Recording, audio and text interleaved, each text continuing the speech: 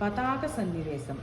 వాలికి సోదరుడైన సుగ్రీవుడు కూడా సూర్యుడే తప్ప ధీమంతుడు కాదు. కిష్కిందలో ధీరశక్తి సంపన్నులు ఇద్దరే. ఒకడు వృద్ధుడు జాంబవంతుడు, మరొకడు నవయువకుడు హనుమంతుడు. ధీమంతుడు కానందువల్లనే సుగ్రీవుడు సింహాసనం లభించగానే మందిరపాన మదవతి భోగవత్తుడై రామకార్యం విస్మరించాడు. విస్మృతి ఫలంగా సత్యవాక్పాలన పారాయణుడైన రాముడు తమ్ముని పిలిచి సుగ్రీవుని విషయం కనుక్కురమ్మన్నాడు. ఏక ఏవ రణే వాలి శరణే నిహతో మయా త్వాంతు సత్య దతిక్రాంతం హనిష్యామి సవాంధవం.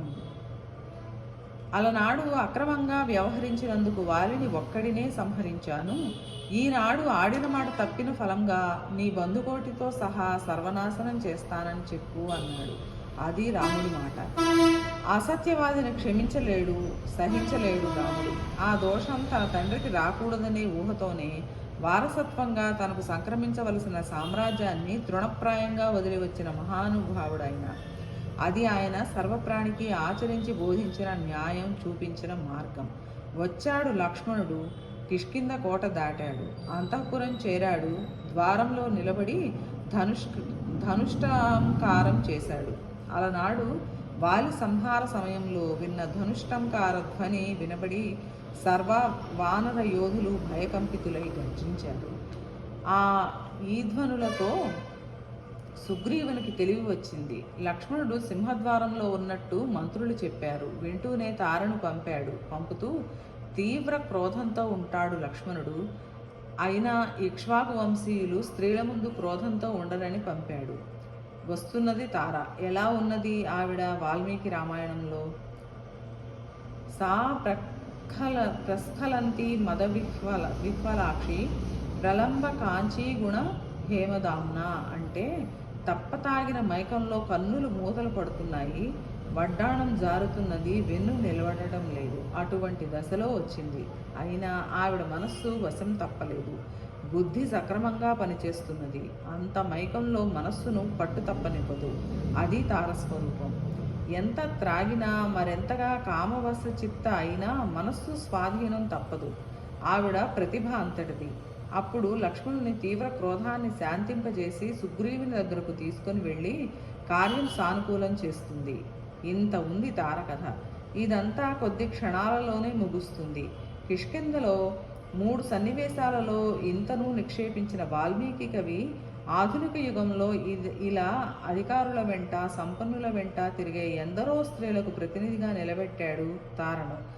దేశకాలాల ఎంతగా మారినా సజీవంగా ఉండే పాత్రలలో ఉన్నందువల్లనే రామాయణం నేటికి జీవస్రవంతి. అంతేకాని అలా వైకుంఠపురంబులో నగరిలో ఆమూల సౌధంబు దాపల లక్ష్మీదేవితో సంసారం చేసే ఆయన అవతరించడం వల్ల కాదు అని రామాయణం చదివిన వారికి తెలుస్తుంది. సూక్ష్మంలో మోక్షం. అయోధ్య నగరాన్ని పాలించే దశరథుడనే మహారాజుకి 3 భార్యలు, 4 కొడుకులు. వారిలో పెద్దవాడు రామభద్రుడు. భార్య సీతతో తమ్ముడు లక్ష్మణునితో వనవాసానికి రాగా అక్కడ రావణుడు సీతను అపహరించాడు. సీత జాడ తెలియక రామలక్ష్మణులు ఆమె కోసం వెదుగుతూ కిష్కింద చేరి సుగ్రీవునితో స్నేహం చేసి వాలిని చంపి వానరులను సీతాన్వేషణకు పంపారు. ఇక్కడి బాల, అయోధ్య, అరణ్య, కిష్కింధ కాండలు అయ్యాయి. దక్షిణ దిశగా వెళ్ళిన వానరులు తిరిగి వస్తూ తరతరాలుగా ఎవరూ అడుగు పెట్టకుండా రక్షించుకునే మధువనంలో దిగి స్వేచ్ఛగా మధుపానం చేసి ఒళ్ళు తెలియకుండా క్రీడిస్తున్న వార్త ఆ వనపాలకుడు సుగ్రీవునికి తెలియజేశాడు. అది విన్న సుగ్రీవుడు రాముని వైపు తిరిగి జాంబవాన్యంత్ర నేతా స్యాత్ అంగదశ్చ బలేశ్వర హనుమాంశ్చాప్యధిష్టాత న తస్య గతిరన్యథా అంటాడు. జాంబవంతుడు నాయకుడు, అంగదుడు బలధీరుడు, హనుమంతుడు అధిష్టాత. అటువంటప్పుడు కార్యం సఫలం కాకపోవడం లేదు. ఒక్క ముక్కలో తన అనుచరుల శక్తి సామర్థ్యాలను వాచ్యంగా వ్యక్తం చేయడంతో ఆగకుండా వ్యంగ్య మర్యాదలతో వారు సీతను చూసి వచ్చారని కూడా తెలియజెప్పాడు. ఈ ముక్కలో తన పరిజనులలో ఎవరెవరు ఎంతటి వారో తనకు తెలుసునని, ప్రభువు ఆజ్ఞను పాలించకుంటే వారు మధువనంలో ప్రవేశించలేరని, అంతటి వివేకం కలవాడు సుగ్రీవుడని చెప్పకుండానే చెప్పాడు వాల్మీకి. ఒక్క శ్లోకంలో అటు ప్రభు శక్తిని ఇటు ప్రభు భక్తిని వ్యక్తం చేసి ఊరుకోలేదే. మరొక ఆలోచన రమణీయ విషయం కూడా ఇందులో ఉంది. జాంబవంతుడు నాయకుడు అన్నాడు. ఇతపూర్వం ఎక్కడా ఈ భల్లూకపతి నాయకత్వ విషయం ప్రస్తావించలేదు. ముందు ముందు కూడా ఆయన నాయకత్వం మనకు కనిపించదు. అయినా ఎందుకిలా అన్నాడు అంటే, జాంబవంతుడు లేకపోతే సముద్రం దాటడం లేదు, సీతా దర్శనము లేదు, తిరిగి రావడము లేదు.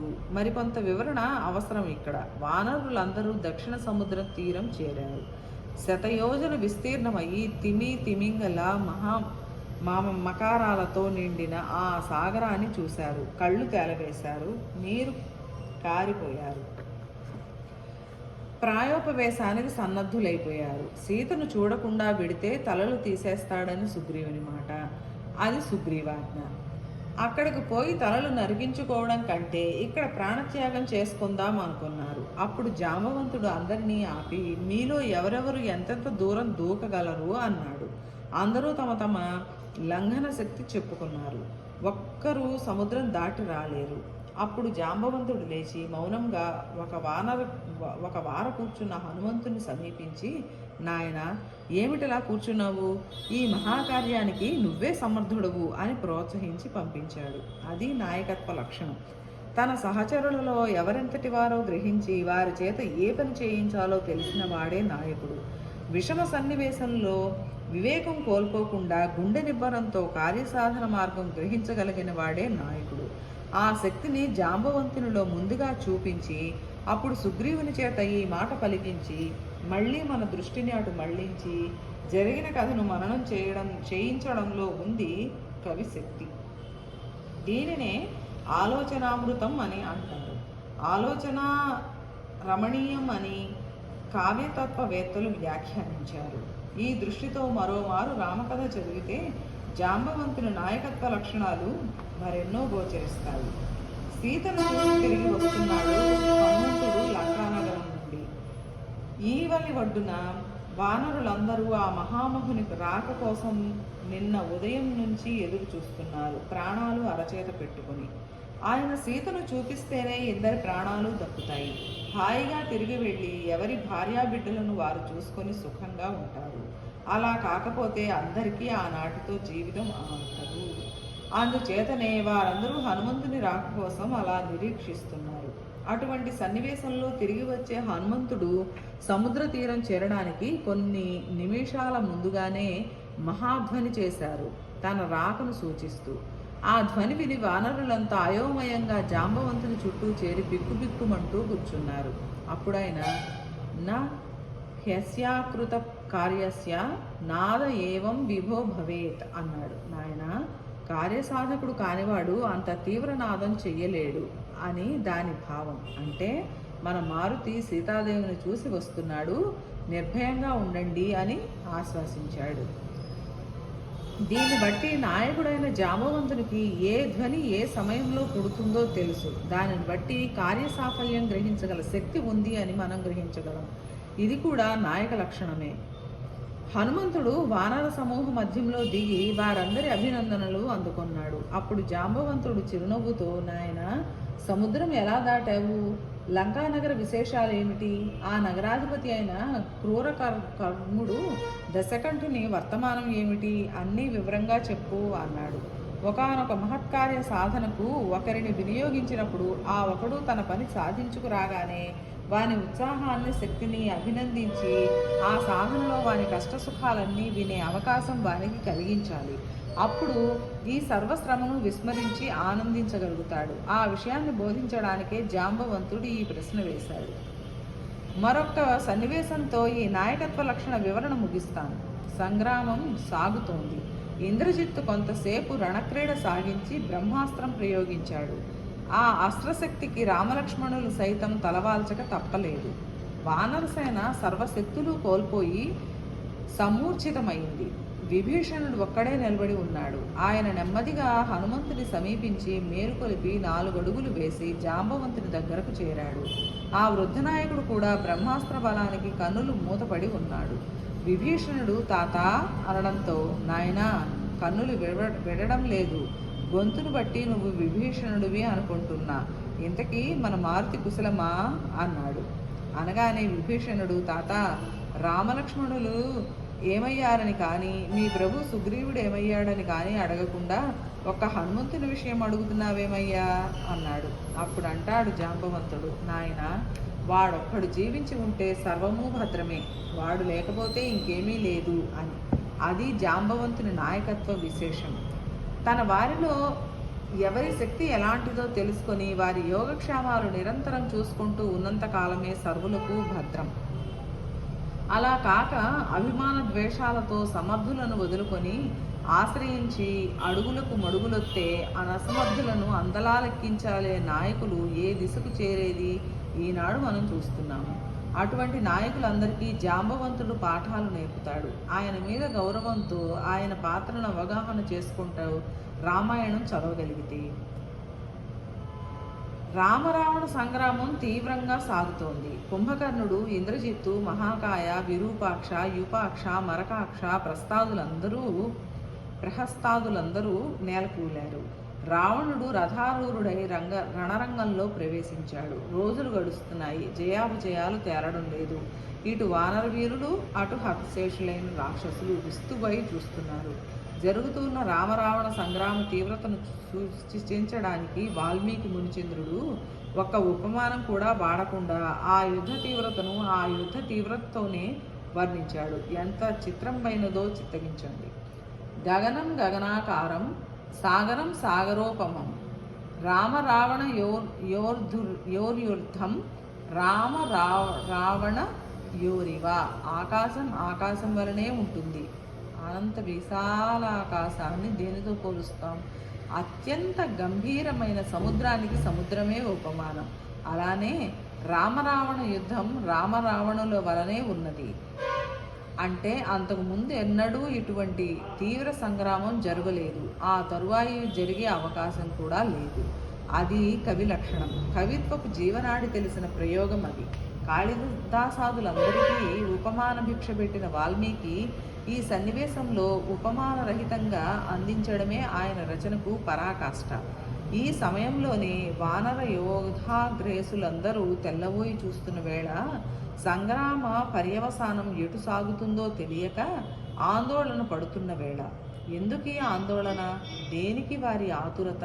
అంటే లంకేశ్వరుడైన రావణుని చతుర్దశ భువనాలను గజగజలాడించి దేవేంద్రాదులను పాదాక్రాంతులను చేసుకున్న రావణుని సప్త సముద్రాలలో ముంచి ముప్పు తిప్పలు పెట్టి విడిచిన వాలినే ఒక్క బాణంతో నేలకూల్చిన రాముడు రావణునితో ఇన్ని రోజులు యుద్ధం నడుపుతున్నాడే అంటే ఈ రావణుడు అసలు నేలకూలేనా అనే శంక వారి మనస్సులలో మసలుతున్నట్లు పసిగట్టిన వాడు కాబోలు రాముడు. ఆనాడు యుద్ధానికి బయలుదేరుతూ అద్య పశ్యంతు రామస్య రామత్వం మమ సంయుగే. ఈనాటి యుద్ధంలో రాముడంటే ఏమిటో చూస్తారు. ఆ రావణ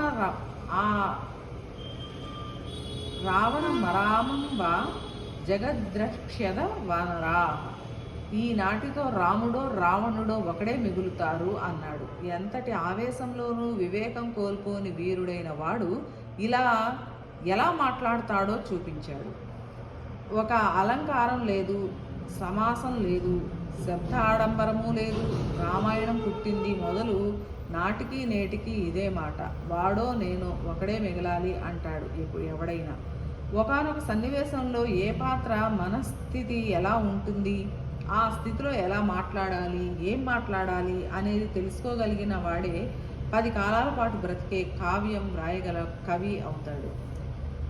ఆ విద్య అందని వారందరూ మహాకవులుగా ప్రచారం చేయించుకుంటారు. వారు జీవించినంత కాలం.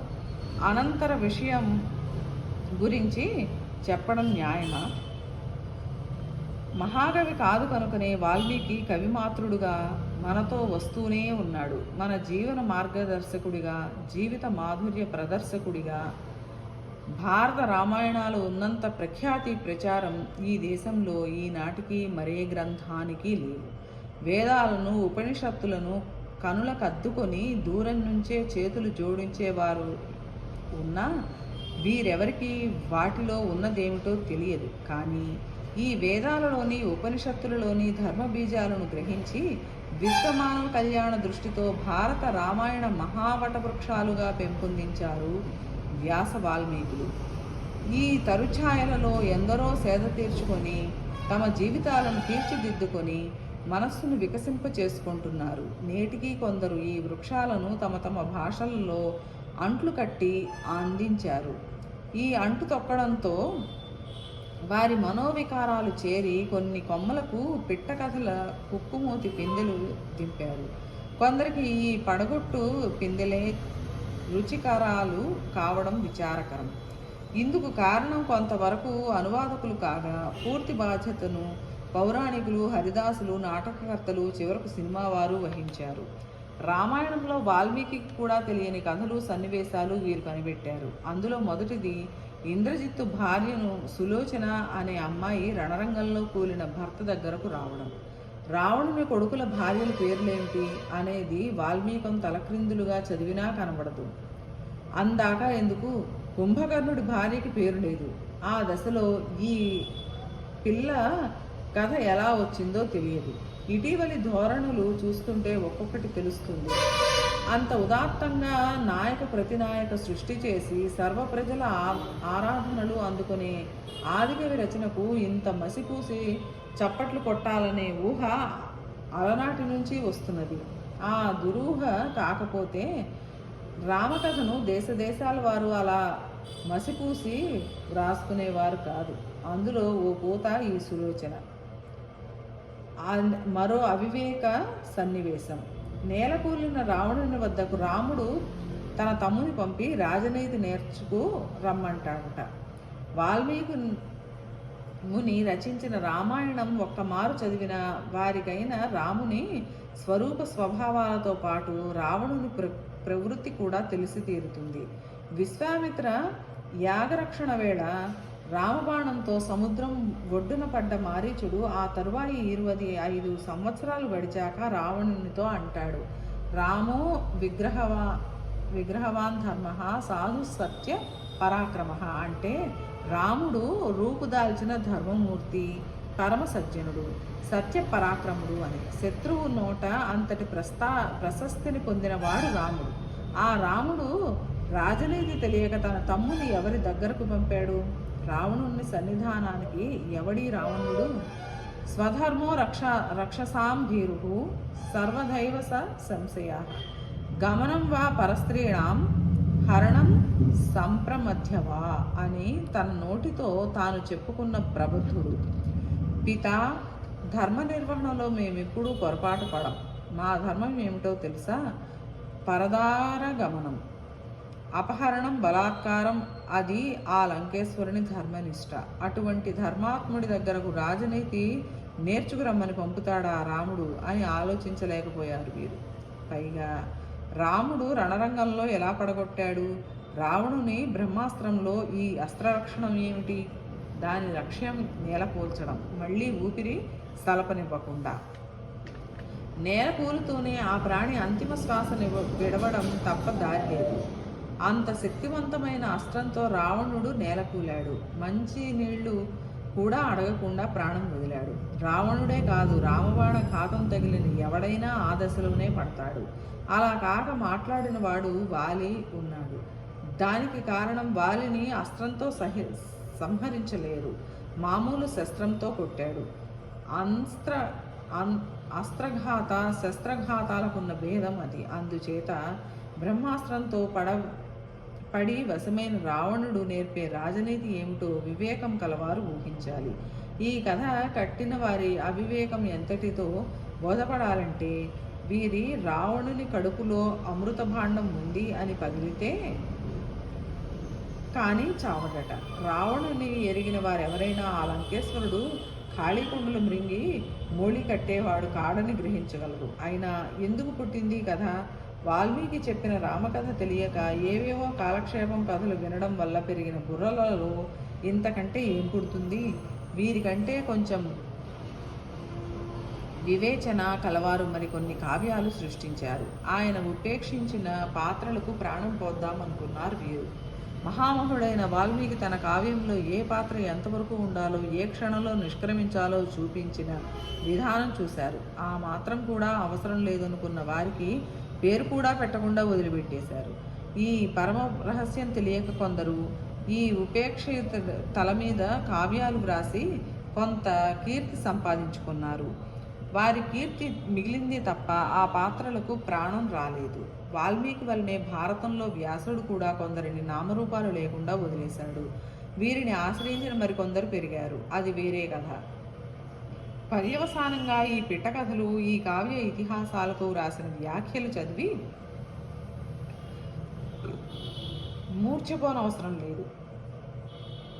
ఆ మునిచంద్రులు అందించిన మూల గ్రంథాలు చూడవచ్చు. అది అందని వారికి వారి భాషలో పద్య కావ్యాలు ఉన్నాయి. అది అందుకోలేని వారికి వచనంలో దొరుకుతున్నాయి.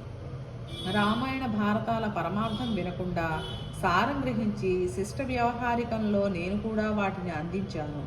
అది చదివితే చాలు ఆ మునిచంద్రులు తమ జాతికి ఎలా మార్గదర్శకులయ్యారో బోధపడుతుంది.